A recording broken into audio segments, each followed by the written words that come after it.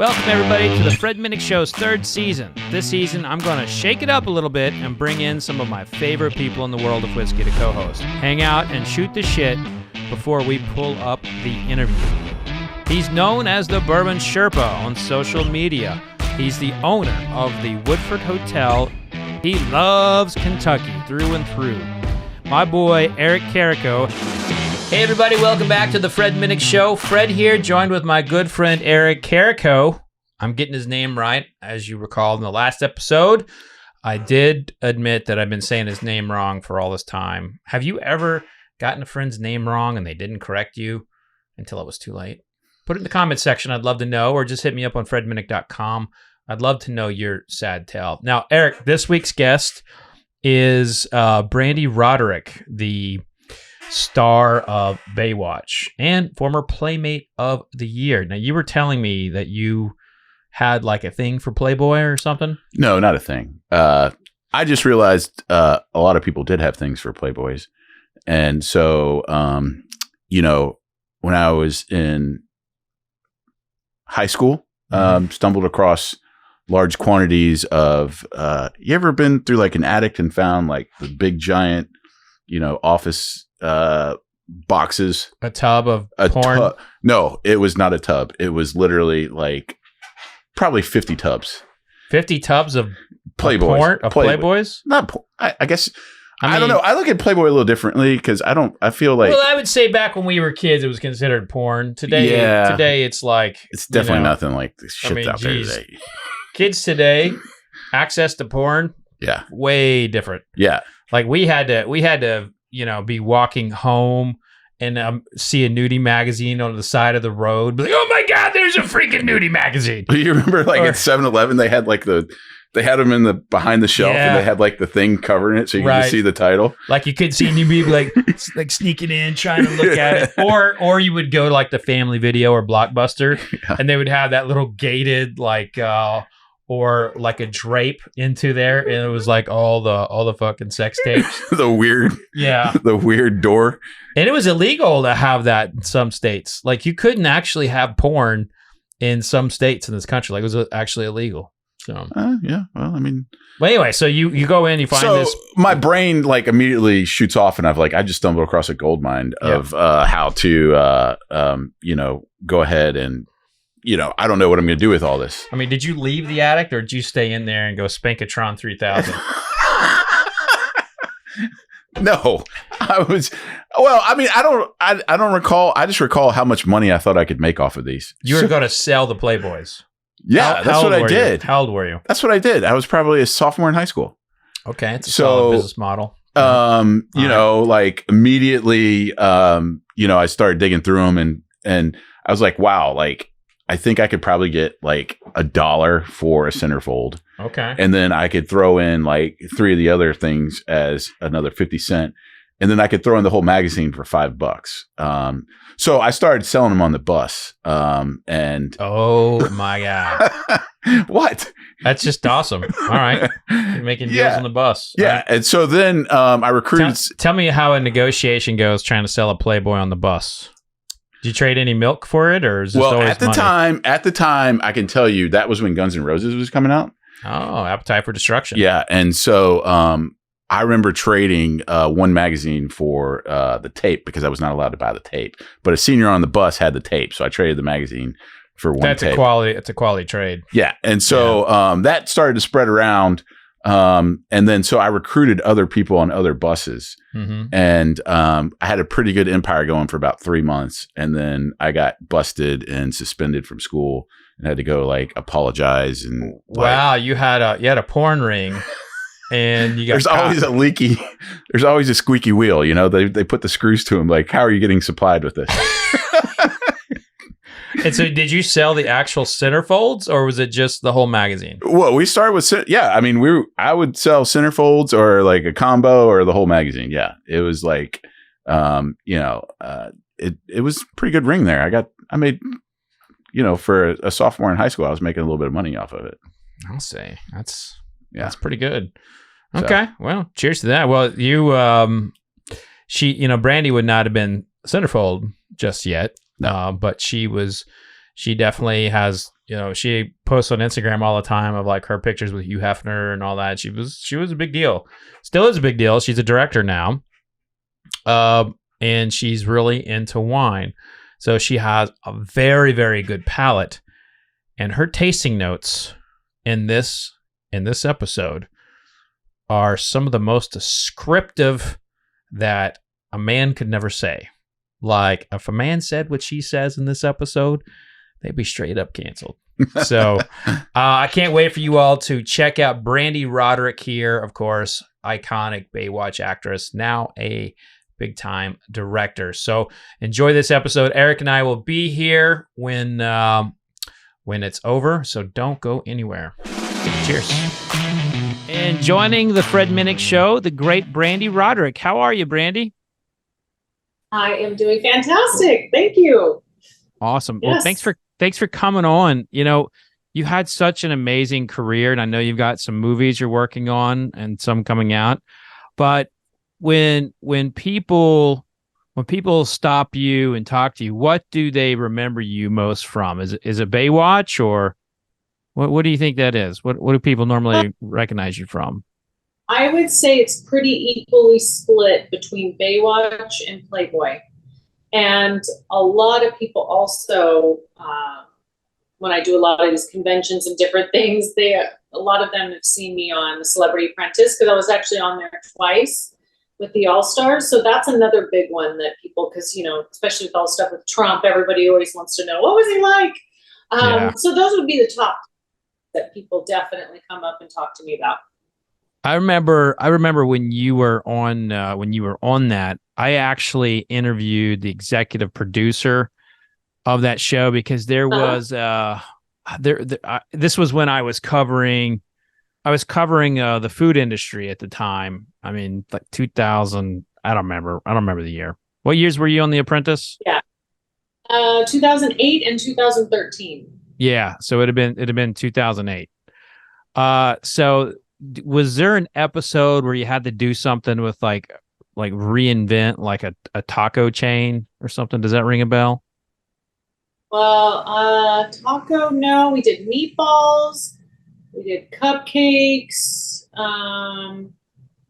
What other things did we do? I don't think we ever did anything with tacos. Okay. Well, the year that they did tacos, I did an episode on the chain that got that look, and I remember at the time it was like the #1 show on TV, and I was like, I was amazed. Like, watching a few episodes, like it was pretty interesting. But so since you get asked all the time, what was Trump like? Exactly how you see him on TV. He's not a sugarcoater, he's not fake. What you see is what you get. So how he is in person is how he is on, in TV. So yeah.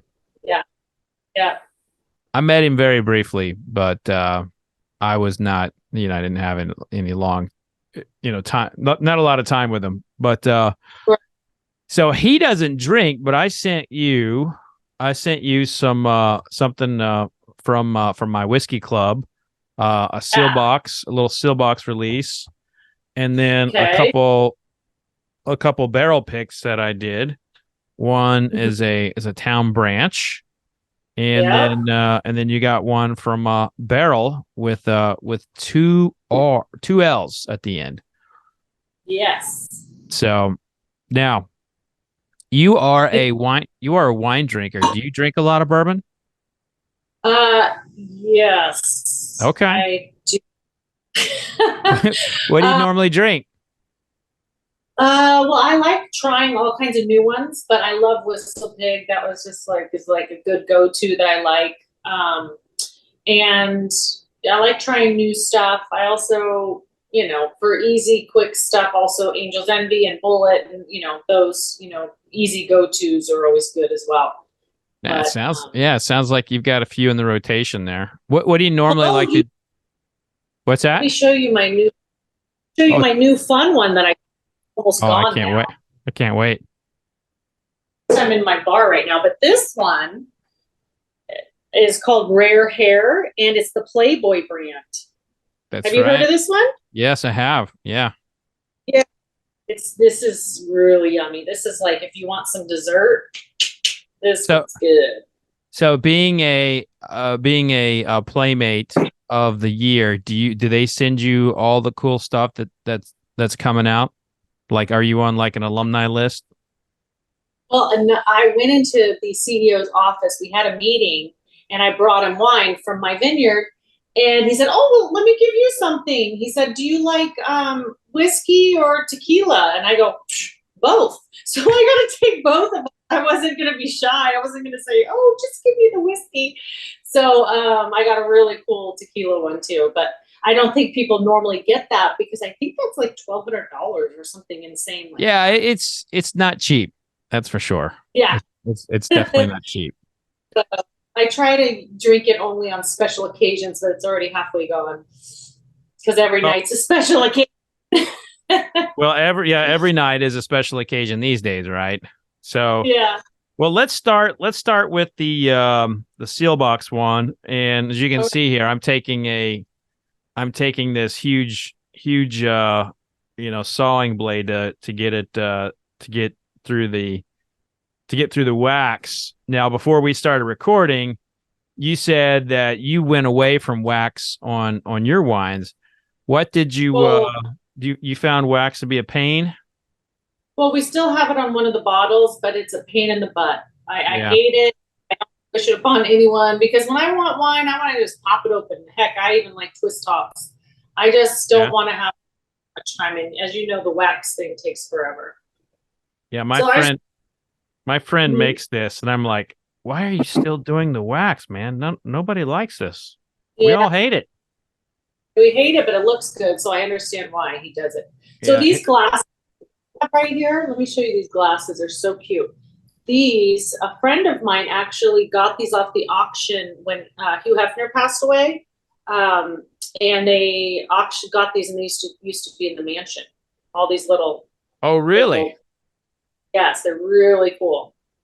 So And they, Hugh Hefner was like the most famous guy who wore ascots. And when we lost him, we lost one of our champions of the ascot. But what was he like? oh gosh, very graceful. He had a very kind heart, very generous. Um, just a wonderful person. Wonderful person. A lot of fun. He was like a little kid. He'd giggle a lot. Yeah, he was a really cool guy. He was like the life of the party, and if he wasn't the life of the party, he would bring the right people there to make it the life of the party. Just created the life of the party for sure. Yeah. Now there's the we're definitely in a different world with posing nude now. Like now it's like everybody is like now like Playboy is like I guess it's the classy. I guess it's always been classy. We always read it for, bought it for the articles, of course. Of But like course. in terms of like what is out there for consumption now, like Playboy is almost like a lost art because it celebrated the human body in a lot of ways, whereas what's out today, it ain't that. Yeah. Well, there's so many different outlets now that people can go to I guess express themselves if you want to call it. But Playboy itself, I mean, I think they're still doing. I haven't seen any recent stuff because they stopped the magazine, but I guess they still have it. They still have it online. And I heard there might be bringing the magazine back, which I'm excited about. But I think they still keep it in that vein of something, very classic and classy and beautiful. Just a little more, I don't know what the right word is, but a little more like high fashion nowadays than before. It was just more about creating this beautiful art, and now it's kind of like more mainstream and high fashion. I guess it's a little Yeah. different. Well, and it's except that I imagine to be far more accepted than when it came out. too. It's like now you have the internet, right? And it just kind of turned everything. It took away that mystique of what Playboy was in a lot of ways. And of course, I started a magazine. The magazine still exists today. It's called Bourbon Plus, but I'm not really a part of it anymore. And I just know how hard that world is. And when Playboy shut its doors, that was kind of like the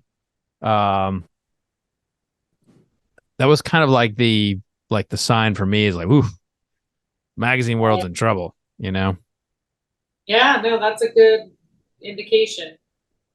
Yeah. So when you look back on Baywatch, at that time, did you realize how culturally significant that show was? I was absolutely. I mean, I remember when I got the call that I got the job, I was in the parking lot of the Beverly Hills Galleria Mall, and I dropped to my knees and started crying because I was so excited. I wanted that job so bad. And it was going to take me to Hawaii, out of La La Land into this beautiful paradise. And it was just the best. It was, well, almost as exciting as getting Playmate of the Year. They were both kind of equal, but Baywatch might have even been better. It's just something, that's just really exciting. I was going to be on the #1 worldwide watch show. Mm-hmm. So that's thing to be said. It was very exciting. Did you all actually go out on the water? Like did you all actually? I was in the water every day. But I mean, theirs were like, well, I guess obviously went out on the water, but I remember watching that and like how it looked like you all were actually saving people's lives, the shooting those scenes in water. I cannot imagine that you getting a lot of takes. Like you probably got like one and that's it.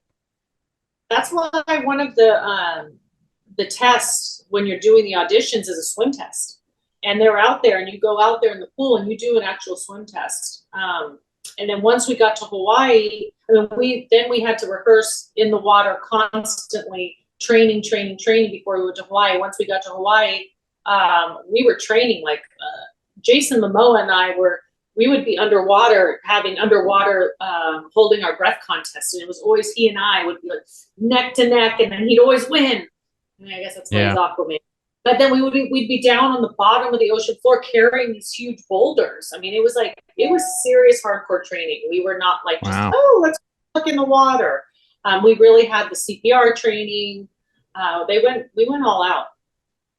So were there ever any like scary moments? Like somebody went under and you actually had to get them up, like really, really save them, or like as far as saving, no, but it was a little scary. We had some scenes like where we had to be in this tight water tank where the water's rising, and I'm very claustrophobic, so that's kind of scary. Then there was one night where I was out in the water with one of the other guest stars, and we were doing our scene, and there was all of our water safety people were around us. We're like, okay, whatever. We get out, and turns out they were around us because we were surrounded by sharks.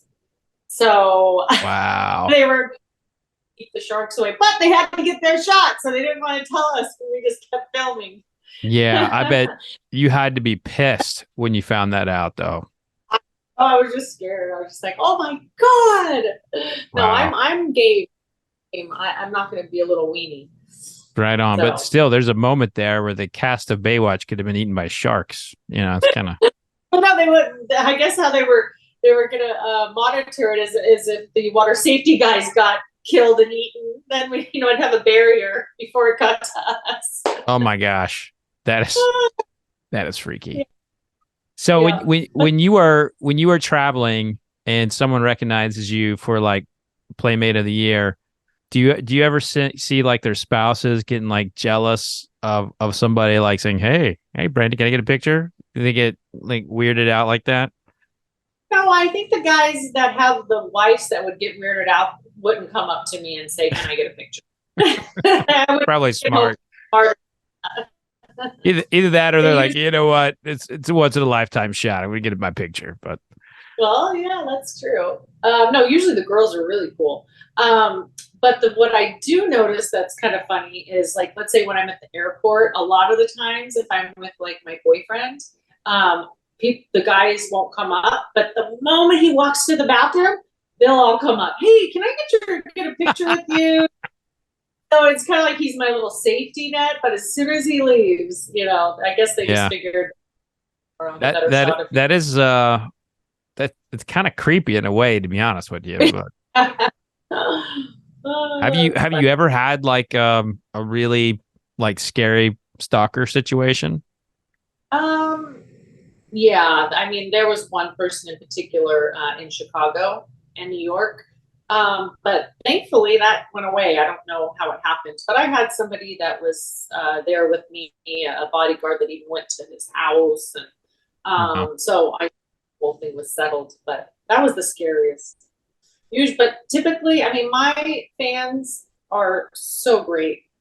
I mean, they're awesome. I really don't have any. I mean, knock on wood. Of course, there are always some people that have to, be mean.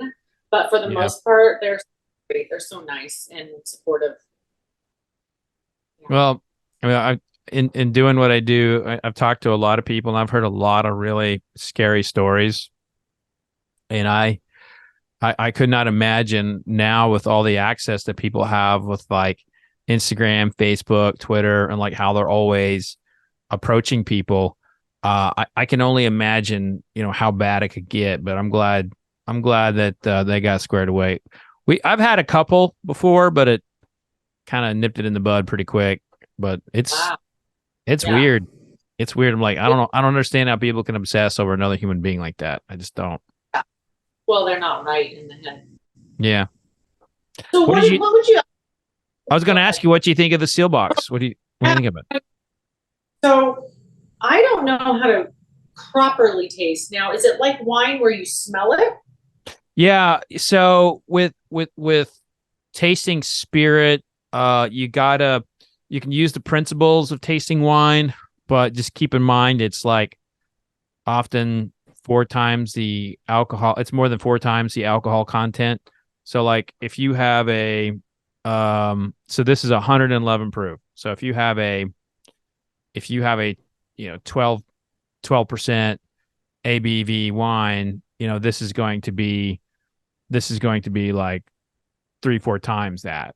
So you have to go into it knowing that it's not wine. And it seems like a no-brainer, but wine people will often like swirl it. And I come from a wine background. They'll swirl it or swish it. You really shouldn't do that with spirit, especially if you're new to it.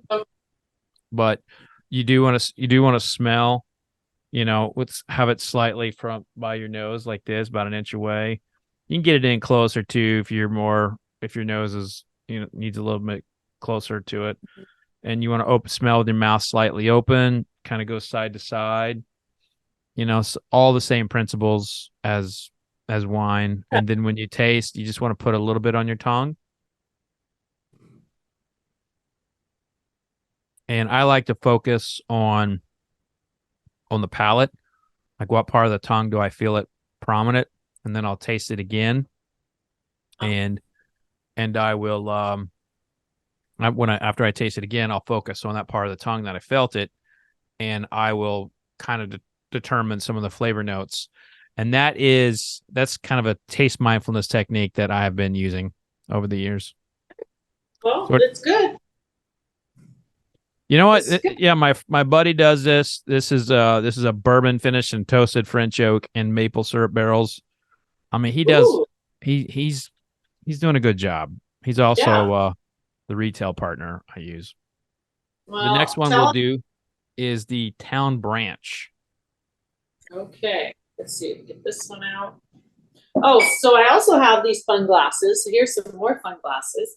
Oh, so brandy snifter. Are actually from the Playboy Club in Buffalo. And my friend, she used to live in Buffalo and had these for like 50 years and gave me these. Yeah. Where are you located? I'm in Louisville, Kentucky. Oh, exciting. We're supposed to go down there and do our bourbon tour. Yeah, would love to have you. I'll give you a personal tour. So if you need help maneuvering around, let me know. But that'd be I don't think we have a Playboy club here. We'll make our own Playboy club. Yeah. So now, do you swirl like you do wine, or do you not swirl? So in wine, that's like you're looking for legs and stuff, right? That's the residual. You're looking for like the residual sugars. In spirit, you're looking for like the. Say again. Well, it opens it up. Yeah, there's that, and you can also looking at the legs. With wine is still alive, right? The yeast is still active. It's not the case with spirit. It's the way to open up a spirit is to add water to it. But what with swirling around, what it does more than anything is it pushes up the bouquet. So you swirl it, and you can get better access to the nose. That's the main reason. Yeah. That's the same with wine too. And the glass I use, this is a Glencairn. Uh-huh. It's made in Scotland. It's kind of it's the standard whiskey glass that we use, and it's shaped to help get the aroma there. The glass you're using was the standard, like in the 70s and 80s, especially for like brandy, and it's still kind of a status thing to have that glass. But the opening, you take a look at the opening of that glass and how much room there is between the opening and the bottom. There's a lot of there can be like a lot of aroma escape. Yeah. So, I'm trying to figure out what this is I'm smelling. Oh God, it's gonna drive me crazy.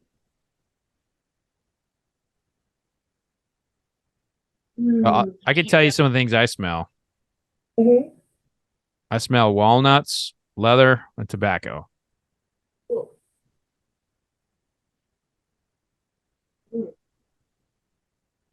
This one is very masculine. Yeah. Do you get a little bit of a peat at the end? Just a little? Well, it does have some smoke there, but it wouldn't technically be peat, because peat is basically decayed vegetation that's used to smoke barley in Scotland. But this is very different than the last one we had. Yeah, this is fun. I kind of like how different it is. Nice. Yeah, it's very, very, very different. It has some hair on it. Balls. It's got some what?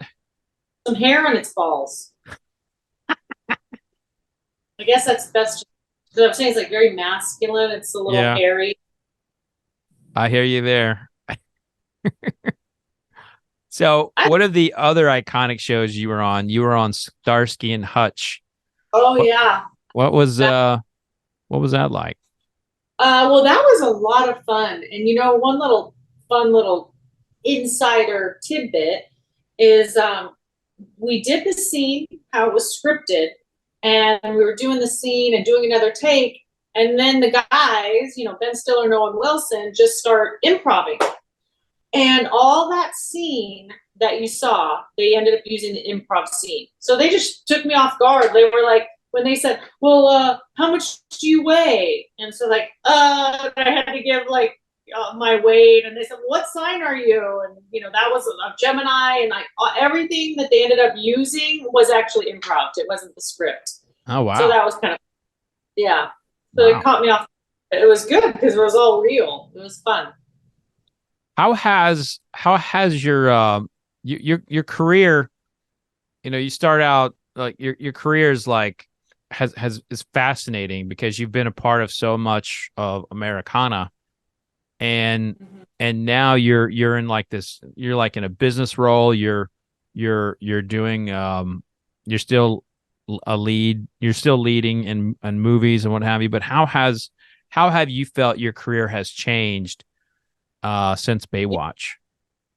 So how it's changed now is that now I'm producing and making the films. Now I'm a filmmaker.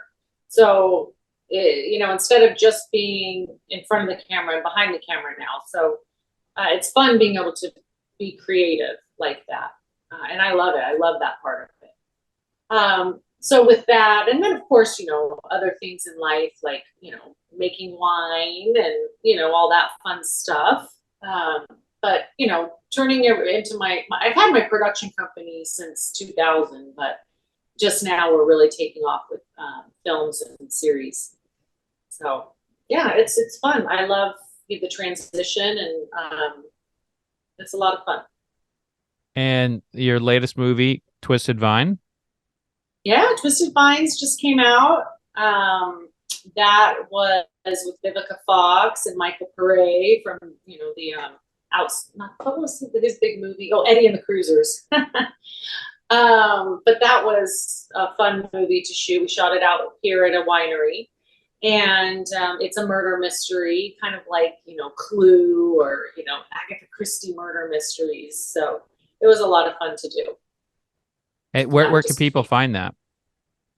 All over any streaming, like, Amazon or Apple TV or any of your VOD or video on demand, if you have DirecTV or whatever your service is. Do you like the streaming platforms? It seems like it decomplicates things, but from a revenue perspective, I don't know if it's a better fit for movie makers. Worse for filmmakers. You don't make as much money. But and even as a viewer, for me, it's quite confusing. I hate having 20 different streaming platforms, and you have to go to each one and try to figure out what to watch. Before, you would just go to DirecTV and say, "What's out new? What's new this week?" And it was so easy, And now it's so complicated. It takes you an hour before you can find something to watch. That's what I hate. I know. And there's also the suggestions, right? Like they continuously suggest something to you, and like you're looking for something, but you're like, ooh, that looks good too. So you click on something based on an algorithm that you didn't even want to watch in the first place. So right. You go to click on it and you're like, oh, what's this? It's like, oh, it's from 2012. Like, I hate it when they get you with the old ones. And then also, if you're trying to look for a movie, you're like, oh shit, that's a series. I'm looking for a movie, or there's always something. Now you've got such an inventory of like older shows. That seems to be what's hot. Like, has Baywatch received an uptick in new fans in the past couple of years? Really, since the pandemic kind of made everyone just stay at home and watch stuff on Netflix and what have you. Did Baywatch catch any of that? 100%, because we just got on.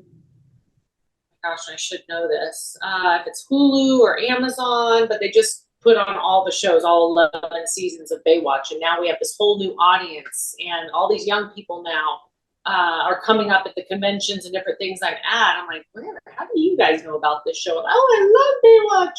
So it's really neat, and I think some of the I don't know if it was the Kardashian girls or some of these influencers did like all these Baywatch themes, which I think helped our franchise, definitely. So it's become so popular again that they're in talks of creating a new Baywatch, so revamping it, creating a new series for Baywatch. Wow. I know that's been talked about a couple times, and there's been a lot of copycats here and there, but yeah, I don't know. Yeah. I don't think he can beat the cast that you were on. That was. I know. So many special. Really special. Yeah, that was special. Yes. Yeah, but that is fascinating. Like your take on streaming. I had a show on Amazon Prime for a bit, and it didn't do well. It was an interview show, and the interview series don't do well on at least at that time. Didn't do that well. and they're like, "Hey, thanks for being on here. Now you're now you're gone." But Yeah.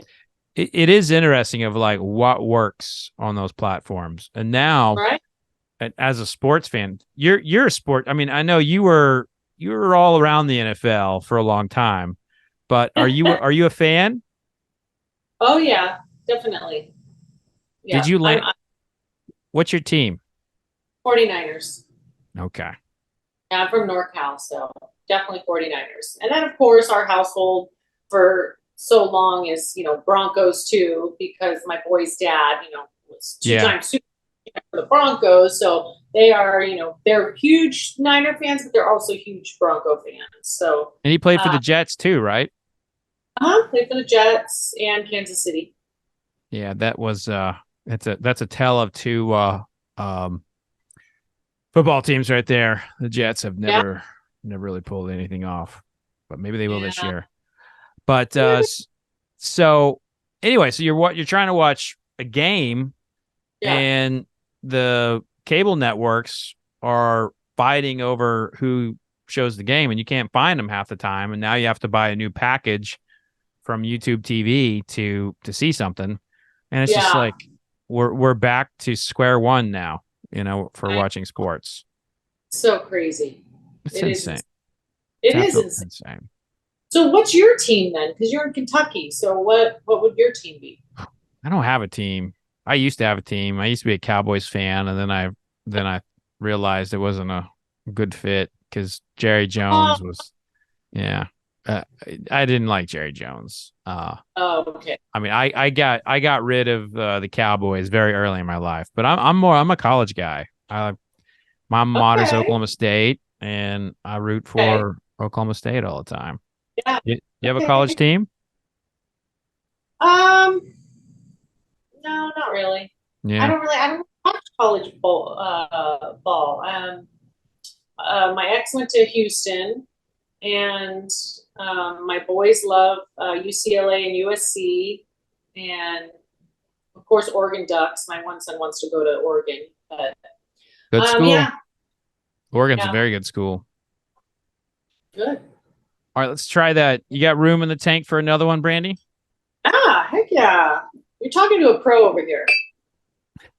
All right, let's go to the barrel now. Double L barrel.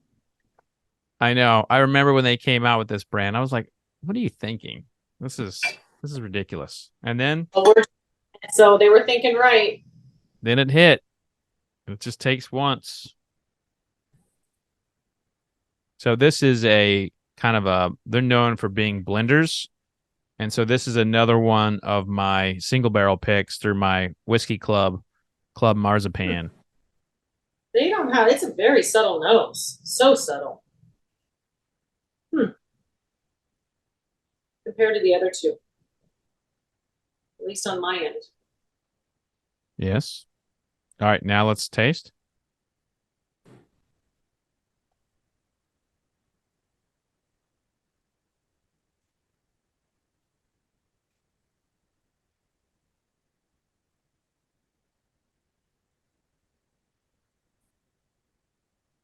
I'm just seeing your reaction to this one. It seems like it was a hit based on your face.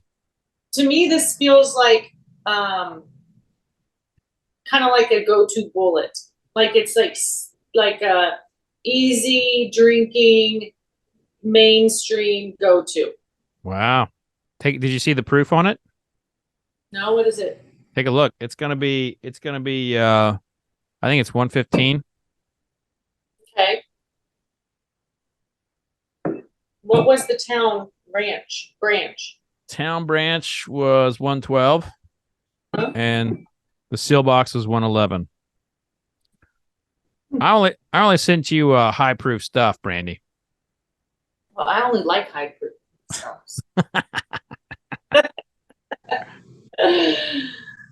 And you have another movie coming out in Wineville. Tell us about that. Yes, so Wineville is my baby. So I directed, produced it, I starred in it. It's was my baby from start to finish. And it's a horror film, thriller, horror. It's kind of more on the thriller side, but it has some blood and guts type stuff. So I guess it's a horror. But it's about it's set in 1978, and it's very much a messed up family type story, kind of like a Texas Chainsaw Massacre meets Psycho. So it's kind of more that crazy family dynamic. And it's about a girl. She's really abused by her father at a young age, and she runs away to go to Vegas for a very long, for many, many years, and then gets called back to the family vineyard once her father passes away. She has to come back and deal with the vineyard. And she comes back to the rest of her family, which have really got even more messed up, more screwed up. It's kind of like a family of serial killers, really. And she brings back her young son with her. And there's all these twists and turns and shocking things that happen that you are surprised to see. And she has to basically escape. And we don't know if she's going to be able to escape it or not. Wow. So, yeah, it's is there a classic horror movie scene where they make a really dumb decision and you're like, don't do that? I really tried to stay away from all that, like, where the girl falls and all this stupid shit. That doesn't happen, or, whatever, why are you opening up that door? No, I really don't think there's going to be any of those kind of moments, to be honest. Well, that's good. I feel stupid out of it. It drives me crazy. That's why I can't watch Halloween or Jason, any of those, because it's so ridiculous, And I think there's actually a commercial where there's some teenagers and there's a running car. Oh, I love it. Yeah. Yeah. They're trying to let's go get that car. Let's go buy that running chainsaw. Let's go sit on that. Like, no, let's not get in the running car. Let's go over by the chainsaw. Yeah. I like that commercial. It's pretty funny. It's a good commercial. Yeah. No, I tried to stay away from the stupid. So I wanted to make it a little bit higher level horror film. But I love horror films. I grew up watching them with my mom since a young kid. So yeah. So I'm able to mark that one off my list. Love it. Well, and it seems too like you've got you theme in like your real life with wine into the upcoming movies as well. Do you have any scenes that people are being sophisticated and actually talking at a high level about wine? Yeah, in Twisted Vines, we have a sommelier in the film, and she talks all about the wines. So that definitely is in that one for sure. And then Wineville is more like an old beat up winery that,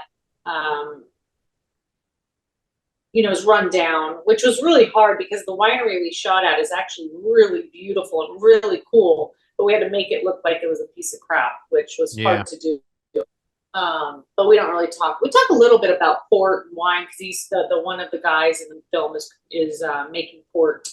So I got to try his port and talk about his port and the wine in the movie. I love port. I'm a big fan of it. Well, then you'll love the port. I have to tell you and turn you on to it.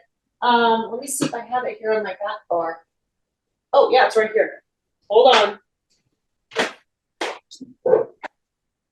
So where we shot Wineville was Galliano Winery. Oh, yeah. Yeah, I know that. I know that spot. Do you? Well, it's one of, if not the oldest winery in Southern California, is Galliano. And they are known for making the best port ever. Anyway, so that's where we shot the movie, Galliano Winery. And if you don't know, I'll give you a little backstory. So the reason why the movie's called Wineville is Galliano Winery is shot on Wineville Road. And have you ever heard of the chicken coop murders that happened? Yes. Yeah. Okay. So that was in the town of Wineville. And it happened on that street, literally right down the street from where we shot. And if you ever saw the movie Changelings with Angelina Jolie, That's where the murders happened. And because it had such bad press, they had to change the name of the city to Mira Loma, which is what it is now. But they still have Wineville Road where the murders happened, but they changed the name to Mira Loma. But we kept the name Wineville because that's where all the craziness happened. So you had a good, you had the good murder energy going. Exactly. Yeah, it's pretty cool. And this is an independent crew, right? Like all independently produced. Yep. How has shooting been like during the strike? Well, it's been non-existent, really. We just started getting waivers for films that are non-studio films. Like my film would have probably gotten a waiver if we were shooting at the time of the strike.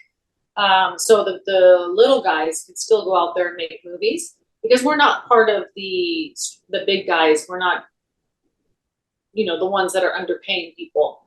So they're still giving waivers for certain films, but it's hard. You still have to go through a process to do that. Yeah, and just to touch on that strike, I mean the way that AI is being kind of thrown around and how they're trying to block it. I mean that's scary. No. It's they ridiculous. They need to fess up and do something because again, we were talking about streaming, how it's bad for us because as actors and filmmakers, because once it goes to streaming, you're not getting anything. You're not getting paid. This is when we did the contracts before, we didn't have streaming services.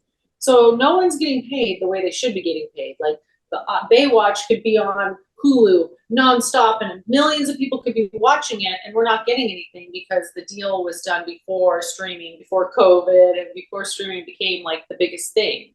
So they need to renegotiate that and do that. It's just not fair for people that worked hard to make these films, these TV series.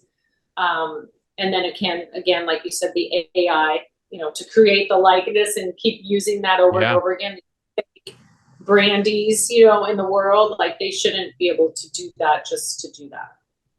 Yeah, we're in a very interesting time as a creator, and what I've noticed is a lot of the public just does not care. They do not care about what a creator does, whether they're an actor or a writer. I mean, I'm a writer. So I've written 7 books. I only started doing podcasting and things like that because nobody reads books anymore. I mean, they do. Don't get me wrong, but you have to be out there more. Oh, for sure. And like when you bring up like my book's been pirated.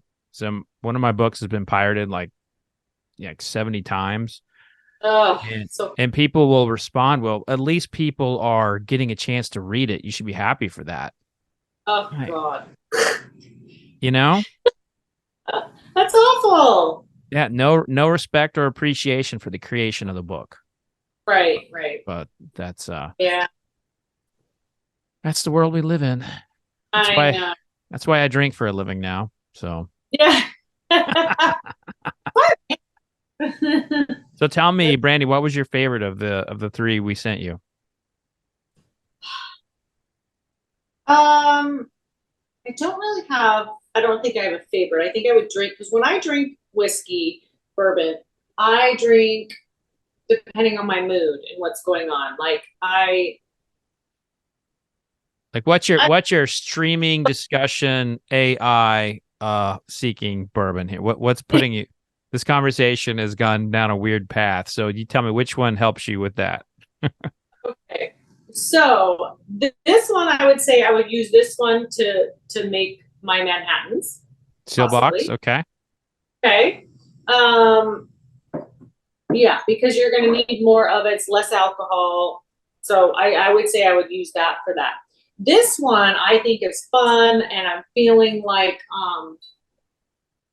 a little naughty, maybe. I don't know. This is like a little, to me is like a fun, masculine, hairy bald bourbon that I just want to have fun. I want to chew it and I want to eat it. Okay. So Town Branch is the hairy balls that you want to chew and eat. Got it. All right.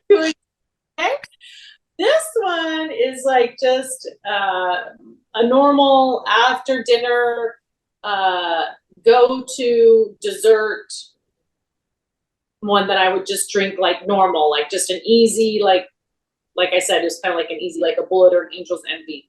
That's how I would drink that one. All right. So Barrel is your everyday. Sealbox is your Manhattan. Yeah. And Town Branch is, well, it's the hairy balls. So chewing balls. Yeah. Chewing hairy balls. Chewing balls night. Oh, well, I really appreciate you coming on. I'm so excited about your about the new movie you got coming out. But is there anything else cool you want to chat about? I just would love it if people would follow Wineville Movie on all the social media, apps, just so that they can watch it when it comes out, and just follow me, and just so you can continue to watch fun stuff that I have coming out. And where can what all is there a platform you're not on? Like, are you on all the major platforms? All of them. How do you do TikTok? I don't do TikTok. But you do that? But I don't really do it. That's not my my audience. That's like a young kids. TikTok, I think, is for young people. I'm more like Instagram and Twitter and Facebook. So those are my top three. Well, thank you for coming on. It's been incredible to talk about your career and now what you're doing, both in movie making and wine making. And so, cheers to you, my friend. Cheers. Here's to many good things ahead. I'm empty. It's the Town Branch one. Town Branch will do it to you. So, cheers. Salud. Bye-bye. And vodka sucks. Yeah. All right, so everybody, welcome back. I hope you enjoyed that interview with Brande Roderick. Still trying to wrap my head around over the porn king of Louisville in the early '90s. No. This was Louisiana. Not. Oh, you were in Louisiana? Yeah, I was in Louisiana at the time. I did not live here in Kentucky at the time. Hell, you might have gone to jail for that in Louisiana. No way. So you over here? I went to Mardi Gras when I was like 10. My parents used to lock us in the hotel and like go. I guess that part is true. Yeah, they're less Southern Baptist-y and more Catholic. Yeah, like I distinctly remember when I was a kid, my dad would like go get gas and send me in to go get a 6-pack, 12-pack, whatever. Okay, I mean, incredible parenting. I can continue hearing about the incredible parenting that your mom and dad. It's just part of their culture. I love it. You cannot go to a crawfish boil without like beer everywhere. So when was the first time that you went to Mardi Gras and gave your beads out for, Well, back in Louisiana, that's a holiday. Like you get the whole week off. So like we had parades around our town, and you join like a crew or whatever, and like they build a float for the entire year. It's a bunch of people getting together and partying. So I distinctly remember like parades even before I was 10. But like New Orleans was the spot where I was just like, wow, this is like next level. Like the parades and just the whole debauchery is just different level. Debauchery. So, speaking of debauchery, Brande Roderick gave some very descriptive tasting notes in this episode. I would say it's the most how should I put it, down under we've had since Charles Woodson said an old whiskey tasted like an old 1940s jockstrap. So we do have some history of the nether regions being cited as a tasting note here on the show. But Brande really just went all out. She seems to know more than I do, so I'll just leave it at that. But she's also, the one thing that you could also take away from this, she has a great palate. Of course, she's a director. You got to go check out her new wine movie that she's got out. But she's someone that has really, she had a big moment in her career, and she maintained consistency. And now she's her own like entity, right? She doesn't depend upon studios or anything like that. She's built her own thing. And I think when we look at, the strike and Hollywood in general and actors, you always, when someone hasn't built something for themselves, they tend to like not work out. Like they end up kind of falling to the bottom of the tank, So you have to own your customer. You have to own your customer. Like don't give it to somebody else, like the Hollywood studios and everything. If you're your own brand, okay. Yeah, if you are your own brand, if you if you have your own audience and you own your own customers, then you can survive. Yeah, and that's what we'll say here at the Fred Minnick Show. Yeah, thank you for being a member of this fine audience. Which studies show that listeners and viewers of the Fred Minnick Show are 100% more intelligent than the rest of the world. Do you know that? Oh, yeah, that's guaranteed. Yeah, that's what studies show. So thanks for tuning in, everybody. Be safe out there. Thank you again to Eric for coming on the show. Tell everyone how they can find you on the socials. You can find me on Instagram at the Bourbon Sherpa, as well as the Woodford Hotel. You can also find me on Facebook, same thing, Twitter, all the socials. And we have a Facebook group called What is on the Bourbon Trail Today? Where on the Bourbon Trail today? Where we talk about everything that you can find when you come stay with us. Even drugs? No, bourbon. Just bourbon. Oh, everything bourbon. But also we throw in some, restaurants. And, so would you mind if someone smoked a little ganja in their rooms? We're a non-smoking facility. But what if they snorted cocaine? I'm sure that we have a policy against illegal drugs just for the safety of others. But what if they were what's something else that was really creepy and weird that I could bring up? I don't know, but let's just leave it up to the lawyers if something like that happens. I don't really want to go on record as saying something. So we have here, as a matter of fact, we have audio. We have tape here. We have audio of you saying that you would never, ever prosecute. Yeah. Once again, his wife is going to hate me in this episode. But go follow Eric. Go check out his hotel.